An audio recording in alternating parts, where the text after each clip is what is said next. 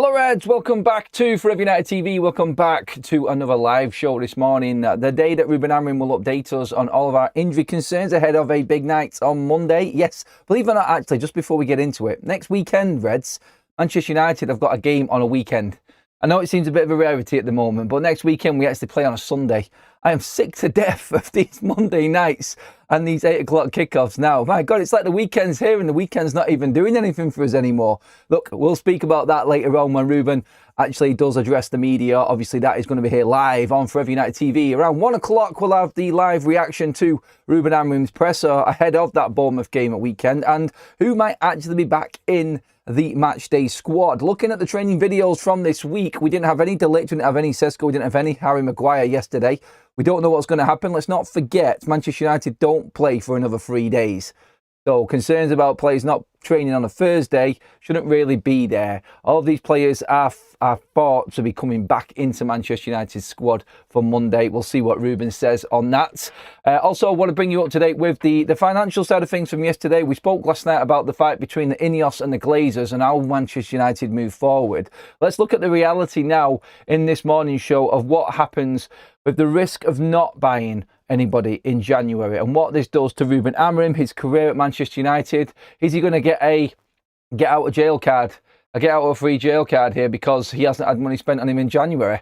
So Jim Radcliffe actually spoke recently in that podcast saying that Rúben Amorim still needs money and United still need to actually invest into the first team squad to give Rúben Amorim a fair chance. He hasn't had enough time yet.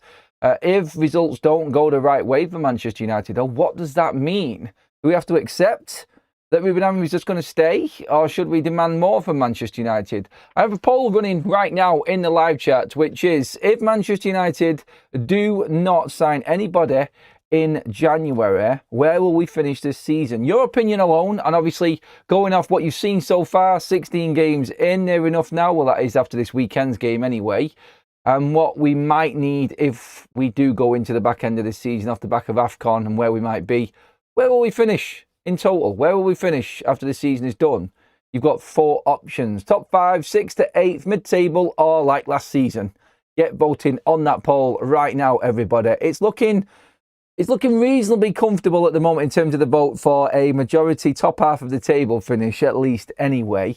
Is that it for United? Is that enough for Manchester United? This is the risk that we're running right now with Rúben Amorim, and this is the problem that I think Manchester United have got in terms of, yes, you can feed us all of the positive news regarding Manchester United's finances like we did yesterday in the first quarter and everything that came from that, United making a profit, showing results that really benefit United. I think it's all coming down to what happens this season, where Manchester United finish, how much money is going to be spent in the summer comes off the back of that. That's what it looks like to me. Can we really take what Ben Jacobs said yesterday seriously in terms of Manchester United's hunt for certain players? And in particular, a hunt for a January signing for Manchester United. He thinks it would be an absolute shocker if Manchester United bid for Carlos Baleba. January move for Elliot Anderson, it seemed to be not possible for anybody going off the last PSR financial fair play rules. In fact, the financial fair play rules that have changed going into next season, I said before, could this mean that clubs have got a little bit of extra money to spend because they now don't have to abide by the 3-year rule in the financial fair play side of things? Could they now just go out and blow what money they've got for the rest of this financial year in January, for instance, when the window opens in 4 weeks' time? Or maybe it is a case of we don't want to risk it because we've got this grace period next season and everyone's going to go absolutely mental when that summer transfer window opens. United's season as it is right now, again, you know my thoughts on this. You know where I'm at with it. I'm going to get plenty of interactions from you all in the live chat, please, everybody. So get involved and let me know what you're thinking, please, because when we look at Manchester United's position now, it doesn't look too bad. It doesn't, does it? It looks like Manchester United could mount a challenge. And an out-of-form Bournemouth side on Monday night should be a game United looking at to win. And then you can sort of push the positives and say, well, if Newcastle come at United and Villa come at Manchester United, we actually might stand a better chance in them games rather than playing the likes of West Ham and Everton who low block us. And maybe in them games we've got a better opportunity because it's not going to be the low block and it'll play to our advantage. Could just say that Villa and Newcastle are playing better football than Man United right now and we're absolutely scared shitless, basically, because it could all unravel while the AFCON players are away, because that's the first game that the likes of Bryan Mbeumo, Nus Mazraoui and Ahmad are all missing for. Next Sunday's Super Sunday clash at Villa Park. What a game to miss some players. You come up against the best form team in the league away from home, and your best players are out for AFCON. It couldn't have worked any better for United, could it? And I feel like that is exactly where this fan base is, in not being convinced that Manchester United are actually going to be able to handle going through the rest of this season and finishing in the top 5. By the way, I keep saying top 5 because that coefficient is actually a landslide for English clubs at the moment. The way that Arsenal are going, obviously Manchester City finding form right now. Villa looks strong in the Europa League as well. So too the Forest. We don't even have to bring in Chelsea, Newcastle and Spurs into the Champions League as well. They're actually winning games. So it does look nailed on. Top 5 gets you Champions League football. And that's that carrot being dangled for Manchester United in terms of, do we go out and spend money? And do we go out and get players in January? We've had the conversation, haven't we, several times. What players are available? Who is good enough? United's stance on things. We're not going to buy anybody that isn't going to be future-proof for the football club. The days of Manchester United actually going out spending money on big-name players, like Rob Dawson said from ESPN yesterday. He said that Manchester United are just not going to go out and buy older players on bigger contracts anymore. Manchester United are going to buy younger players under this new structure. We've got the general gist of that already after 2 summer transfer windows, but it still doesn't help Manchester United fans in thinking ahead to what's left this season in terms of how we're going to cope with missing these big-time players. Can we afford to miss out on Ahmad and Mbeumo in particular for the 5 games that we are going to miss them out with, which is Villa, Newcastle, Wolves at home? I think we'll be all right in that one. And then you've got Burnley and Leeds and the FA Cup game. I think that's probably, looking at the form, and I've said this before, I don't want to actually say that Ahmad and Mbeumo are going to perform badly in AFCON. For my selfish side of things, I hope the fact that Andre Onana is back in goal for Cameroon means that they get knocked out straight away in the group phases. Sorry, Brian, it's just the way that I am as a United fan. But if Andre Onana is back in goal, we've got every chance that them players could be back for the turn of the year. Let's just say that. Well, in Mbeumo anyway. Ivory Coast as well. They're not really pulling up many trees in the African Cup of Nations or in recent qualifying. Could they win it? I don't know, honestly. I just want them back. They could actually be back around that time for January for that game against Brighton in the FA Cup. That is looking quite likely for the state of play regarding AFCON. Because let's not forget, you have to go all the way to the end of the competition to actually be in there until the maximum amount of days. So let's just see that, and let's just see exactly how they cope in there first in that tournament. But again, it's going to be realistically, I feel, a difficult period for Manchester United. And let's not forget, we're talking about buying players in January here because we're missing players from AFCON. We're talking about boosting Manchester United's squad.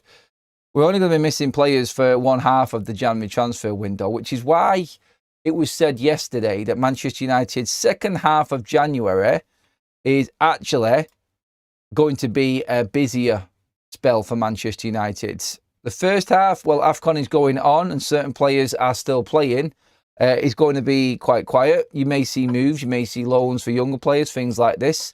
Obviously, the speculation is going to continue as to what Manchester United might do at the back end of the window, and no transfer happens quickly. And if an opportunity comes around for Manchester United, obviously it's going to take a few weeks for Man United to get that deal done, as it was with Patrick Dorgu last January. If you think back to that deal Manchester United got. But look, Manchester United actually brought in Eden Heaven in last winter's January transfer window. So there is a chance there that a surprise transfer might actually still come in for Manchester United. You just don't know.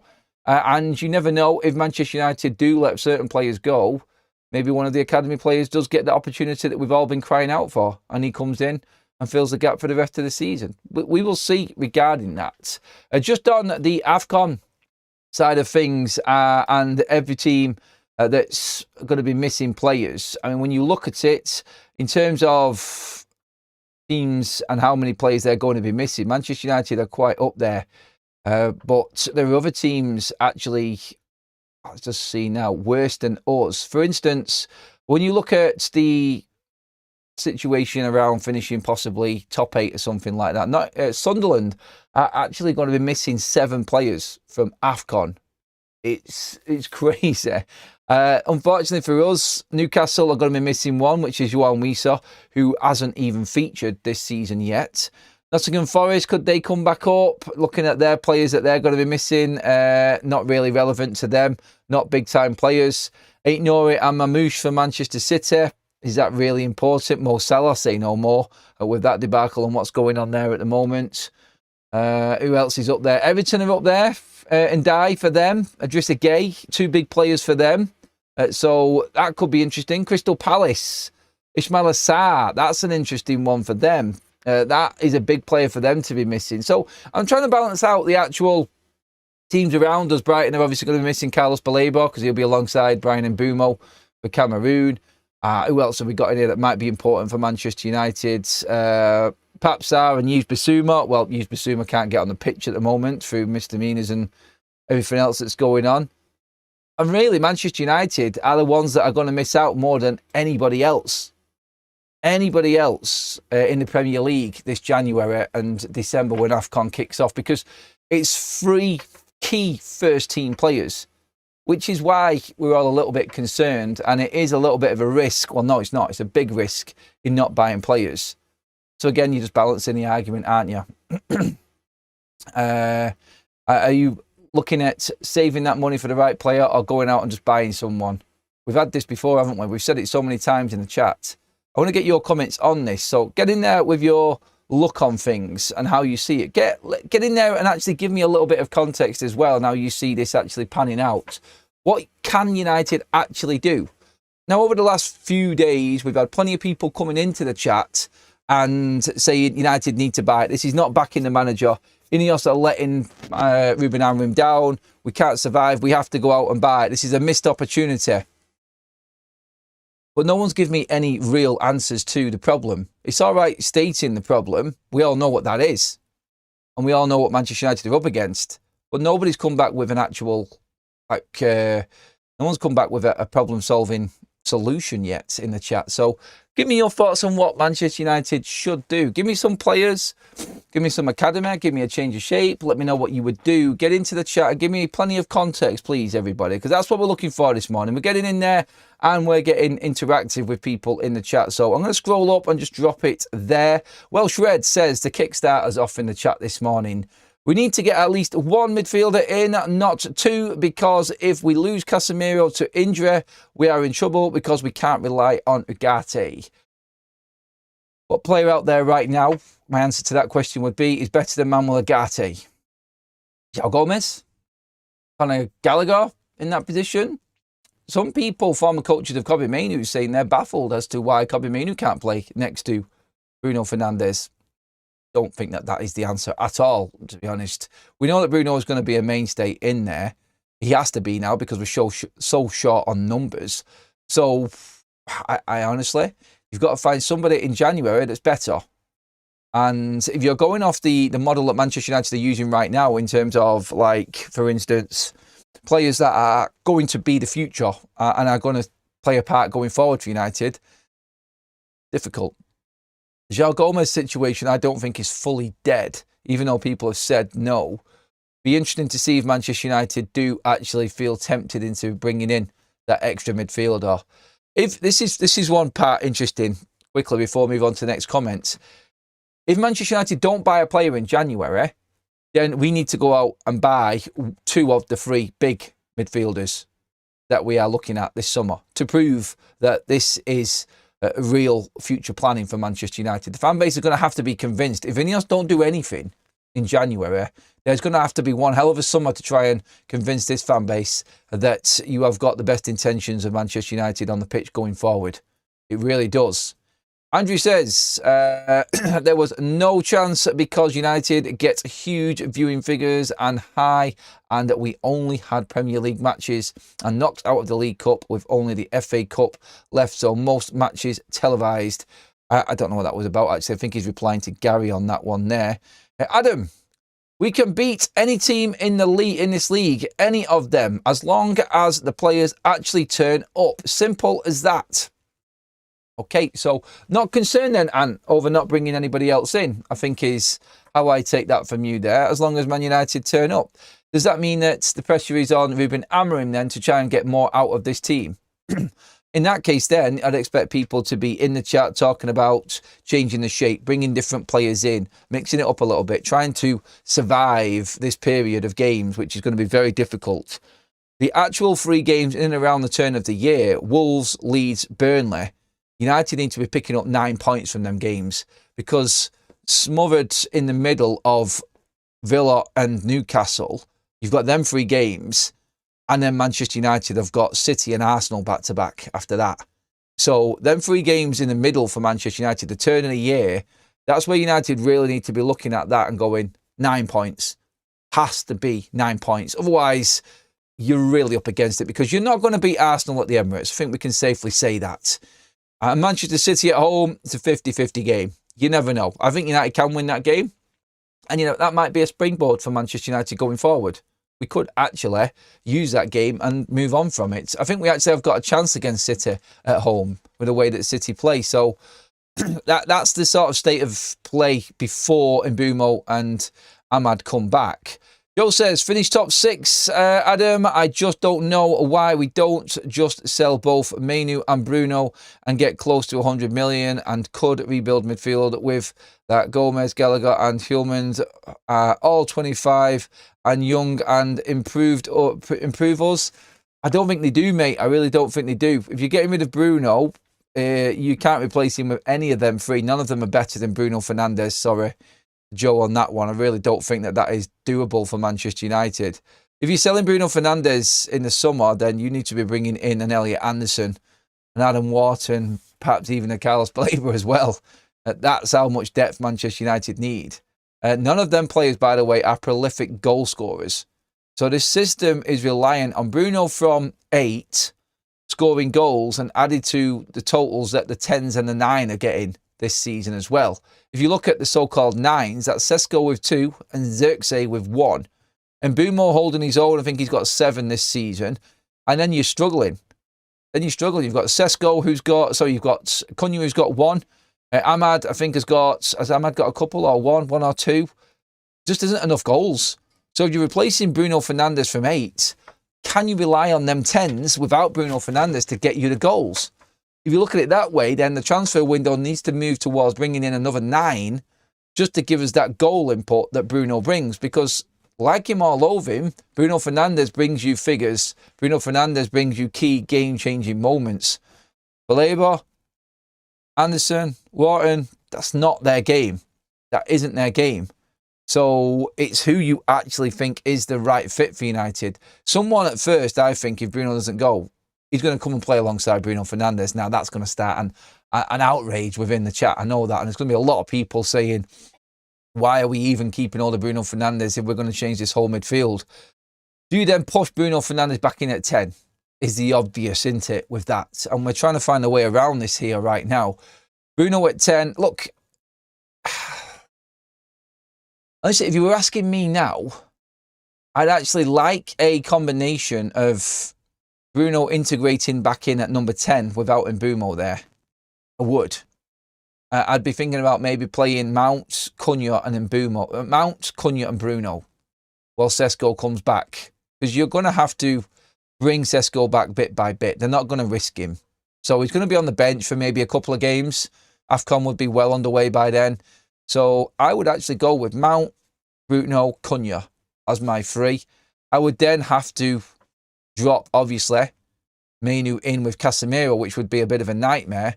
Or do we go with the option of playing Xerxes and then dropping Mount back in at number 8? Look, there's different ways you can look at it. And obviously, we're all going to be racking our brains as to how Man United get through this.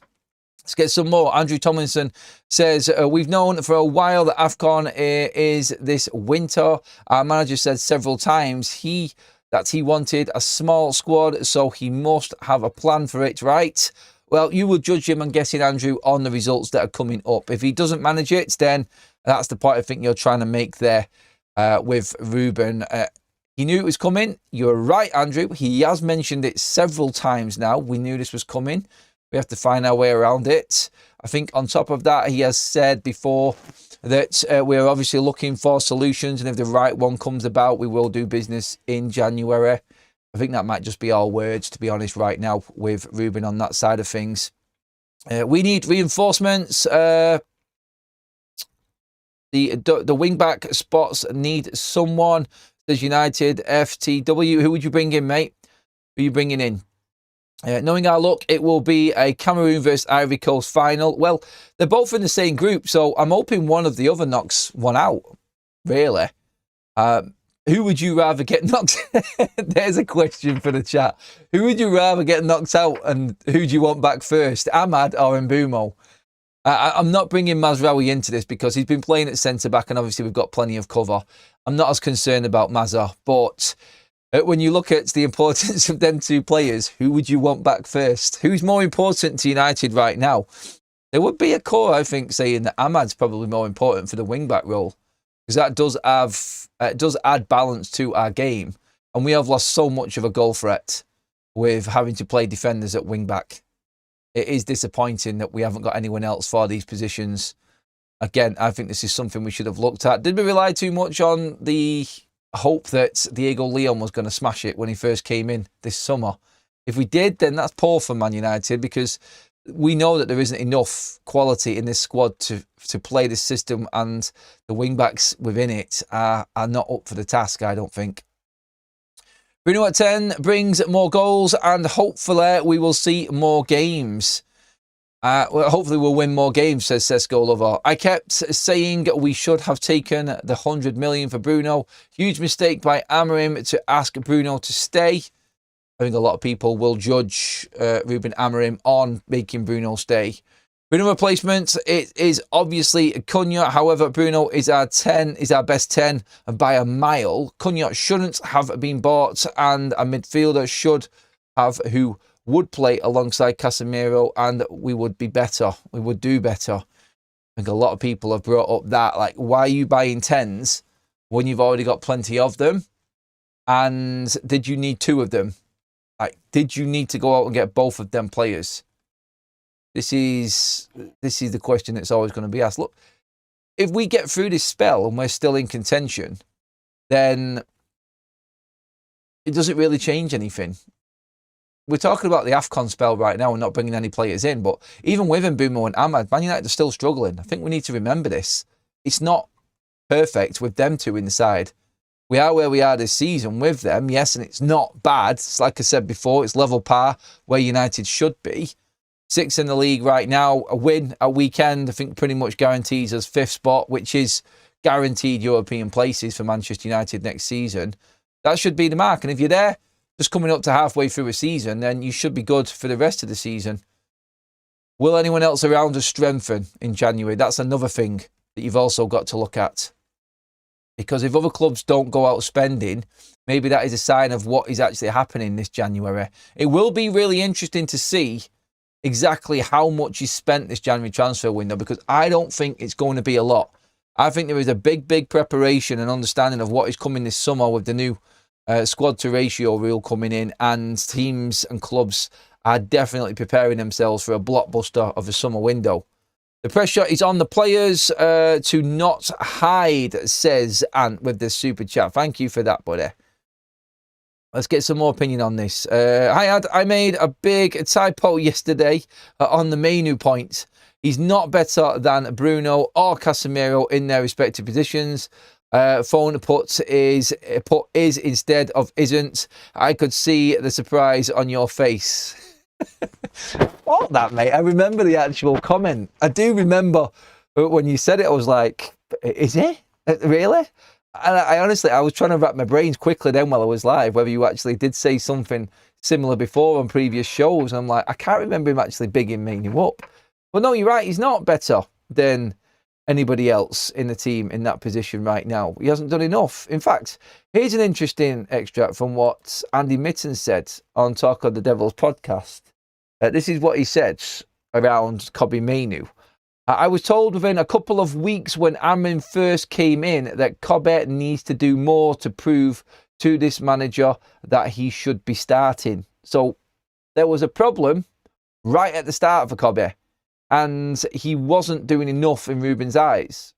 Lack of numbers and obviously lack of quality in certain areas has given Kobbie Mainoo plenty of games last season under Rúben Amorim. Let's not forget, he has started quite a lot in last season. Our worst ever, don't forget that as well. He also goes on to say, Andy, the reason why Amorim doesn't fancy Mainoo as much as the other players goes right back to when Amorim first came in. He's got nothing against Kobbie Mainoo, but he just doesn't see him as his best fit right now. He's just a manager making a call on a player that he feels isn't up to what he needs. And it's up to the manager to pick the system. It's up to the manager to adapt. And Rúben will survive and die on that side, won't he? That's where it's going to be. That's what's going to really... That's what's really going to push Kobbie Mainoo into this side. I actually feel like he's given up. I do. And that's why Rúben's not playing him. I actually think that Kobbie Mainoo putting in the transfer request in August has made the decision for Rúben Amorim. I do. I mean, all the contract talk stopped and Mainoo's game time stopped. Let's not forget, we were only 3 games into the season and Kobbie Mainoo actually played half a game. The most he's played in any game so far this season before the transfer window actually shut. So Rúben does play him. Rúben actually has given him a chance in certain parts last season. Probably wasn't impressed with him. I'm going off what Andy Mitten said there. That was like his trial period. Were these players going to give him absolutely everything last season with everything that was going on? And he's probably picked out a few that he could probably say and put in a category of saying that they are good, but they are not the future. He had the obvious nightmares, which was the priority. Then he's got the next line of players. I'm guessing Kobbie's in there. And I'm only going off, this isn't my opinion, I'm just going off what Andy said here and trying to guess as to what Rúben Amorim's mindset is with Kobbie. But that's how I see it. Maybe he's got different categories. You've got the priority, get out of here now.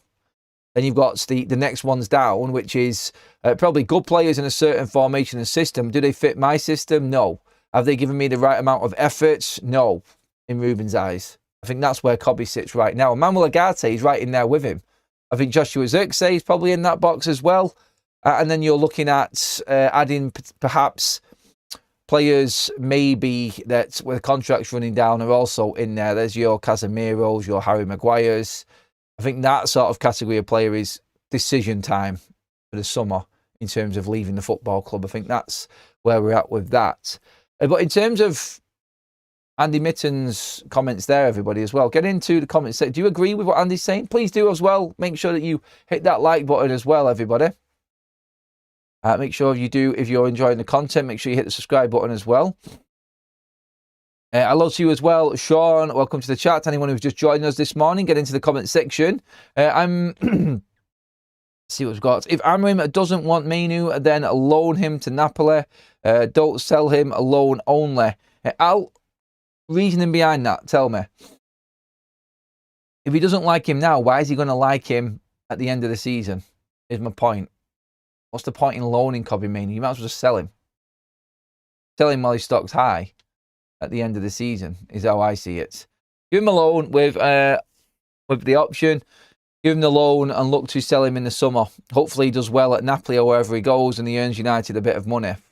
If you're going to stick with Rúben Amorim, you've got to face facts. And Kobbie Mainoo is not going to be a Man United player in the future.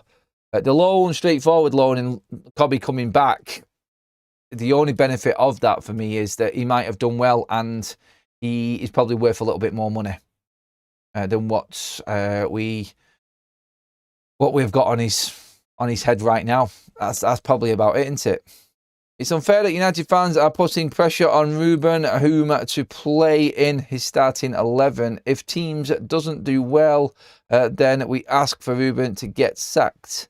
I think it is fair. He's been paid a lot of money and he's a manager of Manchester United. Any other big club around the world, you would be under immense pressure. In fact, if this was Barcelona, Real Madrid, Bayern Munich, the manager would already been gone. He'd been gone in the summer. So Rúben has been given a big opportunity, and I think we need to remember this. And as much as I've tried to back Rúben and back Ineos, there has been a big let-off for Rúben Amorim in the summer because a lot of people thought he should have gone then. Results are the only things that are going to keep Rúben in a job.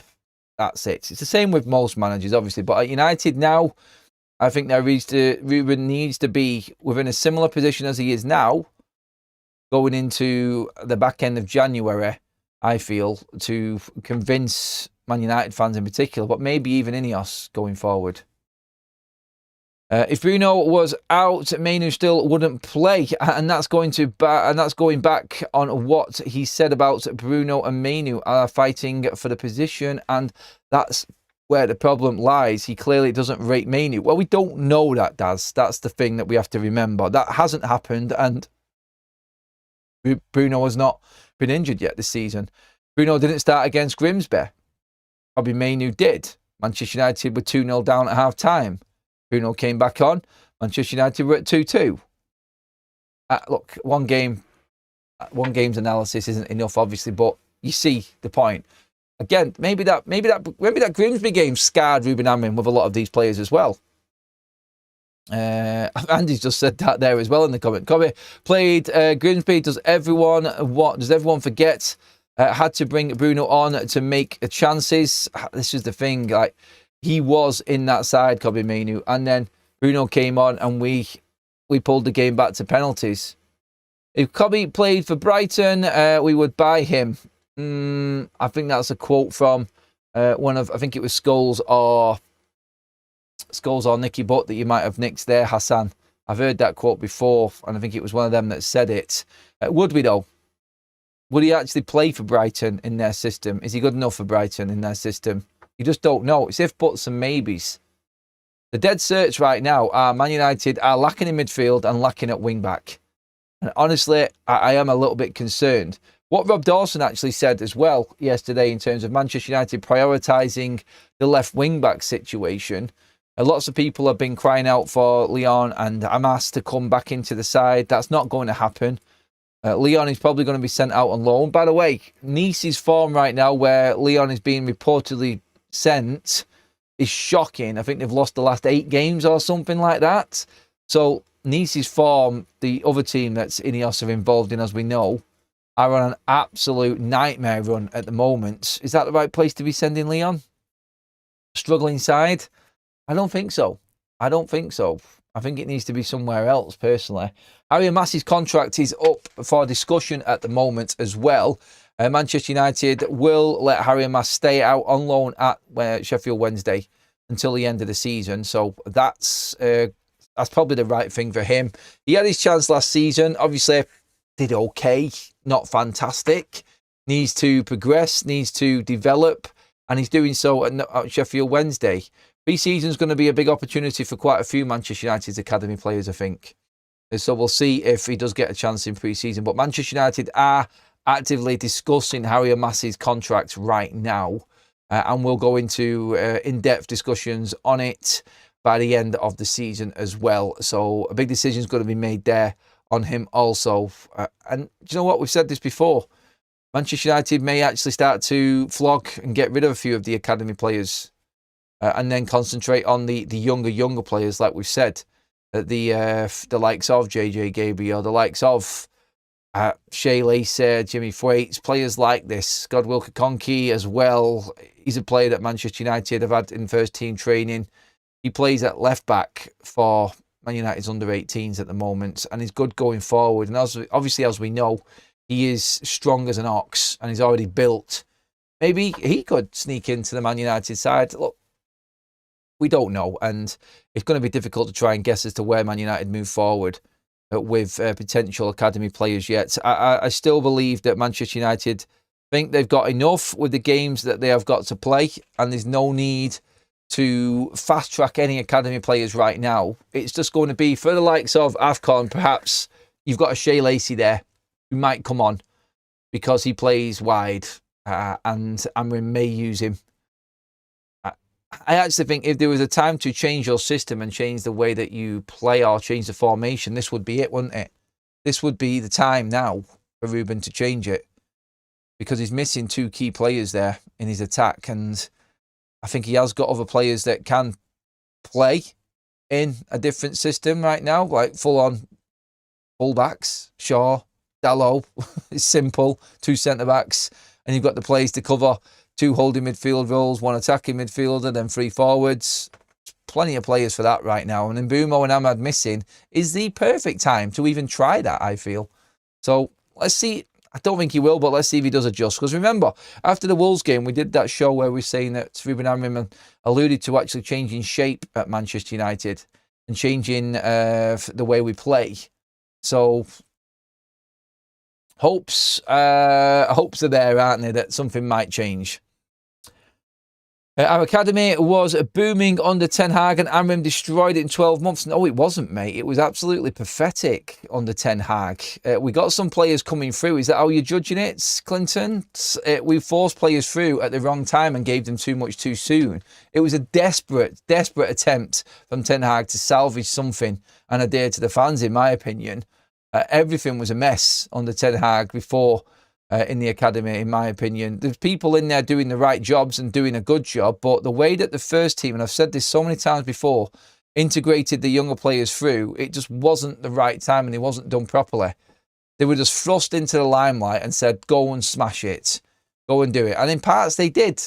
But obviously we're now seeing the negative side to that. And Garnacho's gone and Kobe looks like he's heading out as well. Because they don't fit in. Maybe their attitudes do stink. We have to look at the other side always as well, I think, in this. And there's probably parts that we don't actually know. Bruno is a high risk versus a high reward player. He gives the ball away so many times in key positions within our midfield, but then he hits the numbers where it matters. Very much Jekyll and Hyde. And that's the problem with a lot of fans with Bruno Fernandes. They want a bit more consistency. They want to see Bruno be more consistent and more disciplined. And you're not going to get that from Bruno Fernandes. He's not that player. Can someone rein him in a bit? Maybe yes. Maybe yes. He does it for Portugal with the superstars around him because everybody knows that system and it's easy for Bruno to slot in there and not be criticised as much. A failing Manchester United side, when you've got a player that's trying to do everything, is going to be highlighted and spotlight's going to be on him 20 times as much as anywhere else. Academy is knackered because there are no individual development plans. Well, there are now. The fact Wilcox had to promise such a plan would be made for JJ Gabriel shows this doesn't happen for anyone else. Well, no, there is pathways for all of these younger players now. This is what we're saying. Since Ineos brought in the likes of Vivell and Wilcox and everybody else into the academy side of things, pathways have been developed for these players now.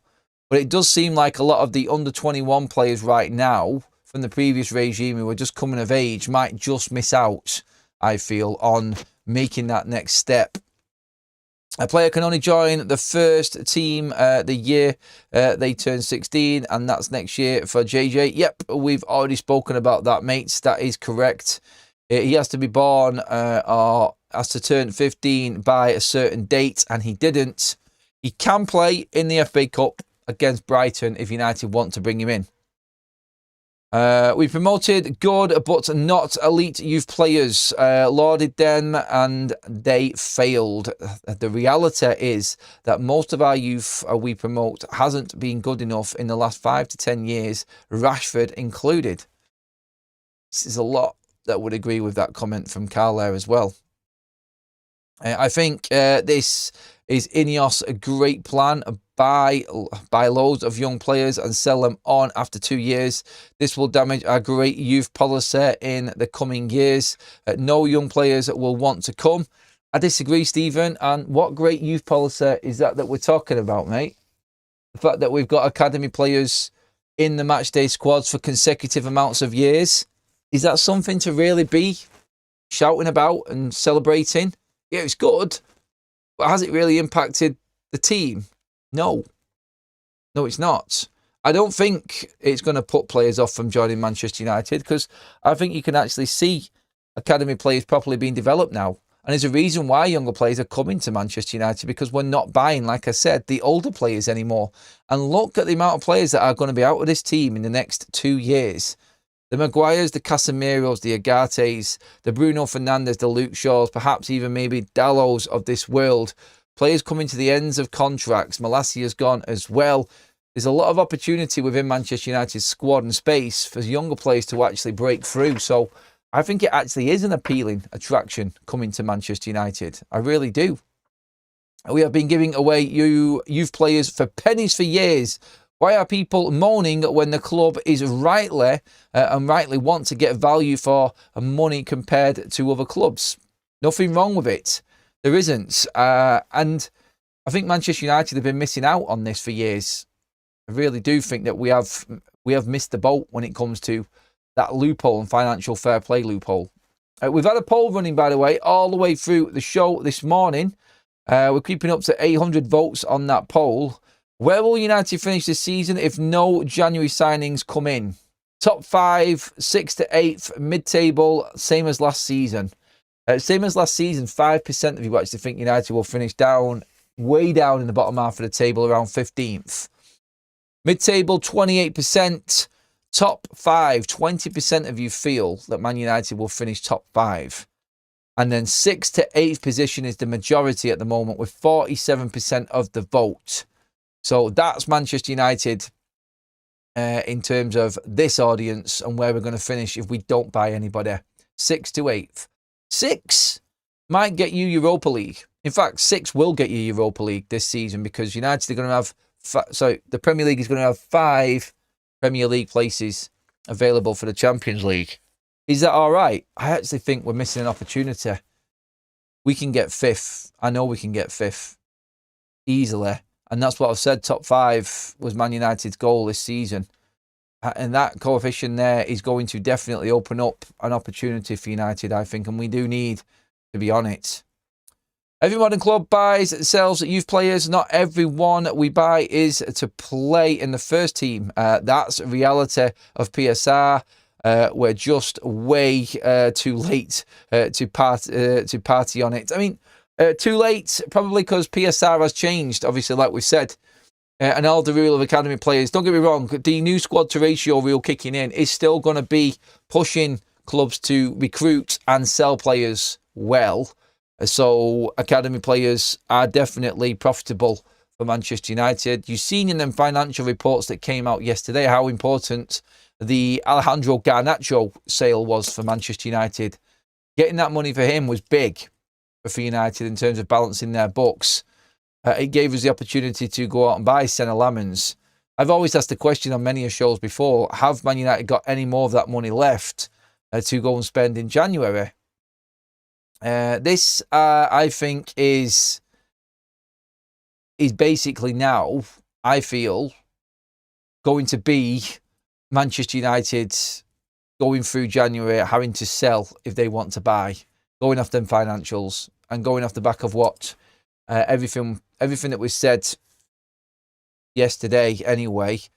It's not drastic, it's not worse, it's just where we were. And Manchester United's plan was always to spend money in the summer transfer window. So the one big question for January, and this is going to be intriguing, in terms of any business getting done, it's all going to revolve around Kobbie Mainoo. This is where it's all going to come to a head, I think, if United bring anybody in. Because I just don't think United will let Kobbie Mainoo go. I really don't think they're going to let him go. And there isn't a replacement there by the looks of it. There isn't anyone there that they're willing to spend money on in January. If there was a loan option, United would loan a player in. For instance, I think it was Ben Jacobs said yesterday that if Conor Gallagher is an option for a loan, United will go for it. But he's not. So it depends what Atletico's move is on Conor Gallagher. He's the one that United would loan in if the opportunity came around. Everyone else is a sale. Everyone else is full-on pay, and United are not willing to do that. It's going to be loan, I think, at best for Manchester United, unless the perfect opportunity comes around.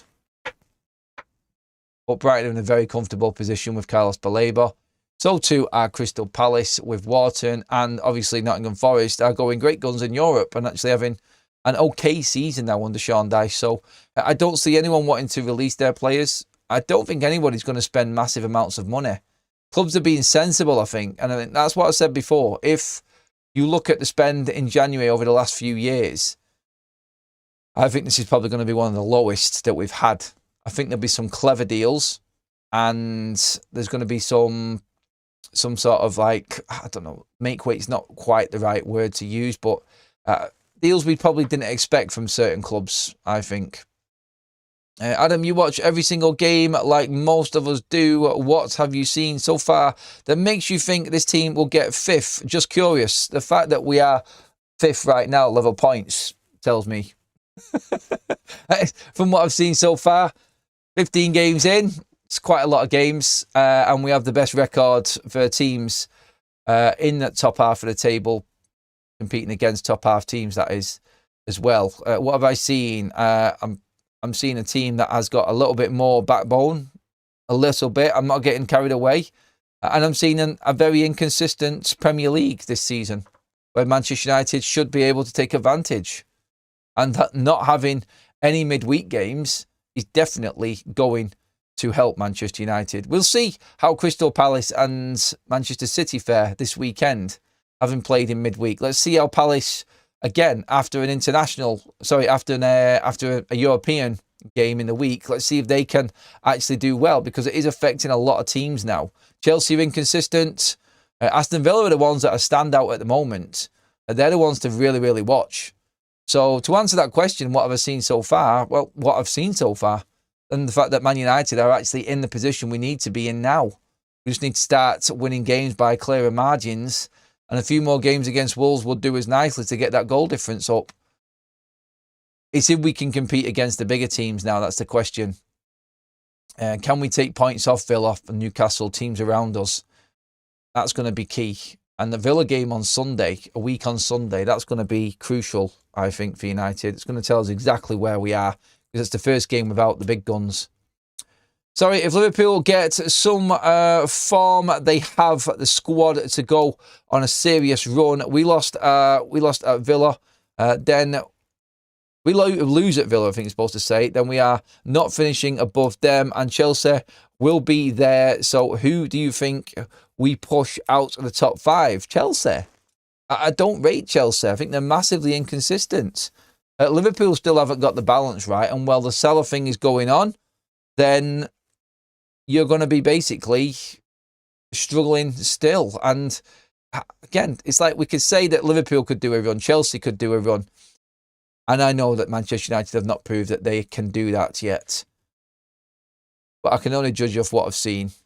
And don't get me wrong, everyone who's saying they're not convinced by Man United, I'm not. I'm not convinced at all. I'm just answering the question as to what I see actually so far that might actually give me any hope.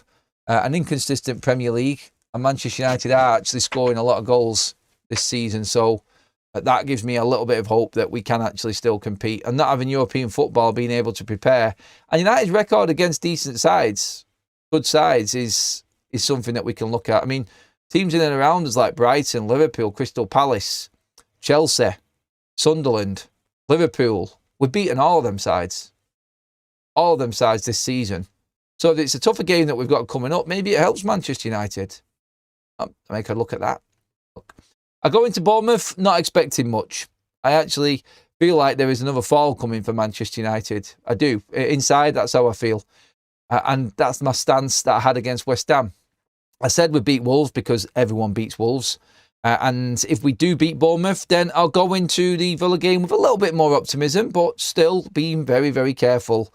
Not getting too carried away at all. I just feel like it's there for someone to take. And if we haven't got a lot of games, why can't United do it? But I also do remember saying that we do need to buy someone in January. And we do need to actually strengthen that squad to give Rúben a chance. Oh, okay. Can we manage it? I don't think we can. I still think that we can make top five because of the inconsistencies of everyone else. If we finish sixth and get in the Europa League, you've probably got to look at that as a good result for Manchester United, considering the spend and where we're actually at last season. That's probably a good season when you look at it. I think it's a sensible way of looking at it. I just think that this team on its day can beat anyone. And if it's bigger games, maybe we get through it. They've still got to show us a lot, haven't they? They have. We'll get into Rúben's press conference later. Maybe we'll have the latest Maguire and Sesko back for that Bournemouth game later on. That's probably going to be the top question from the journalist this afternoon. So that show starts live at 1 o'clock, everybody. So make sure that you are there for that one.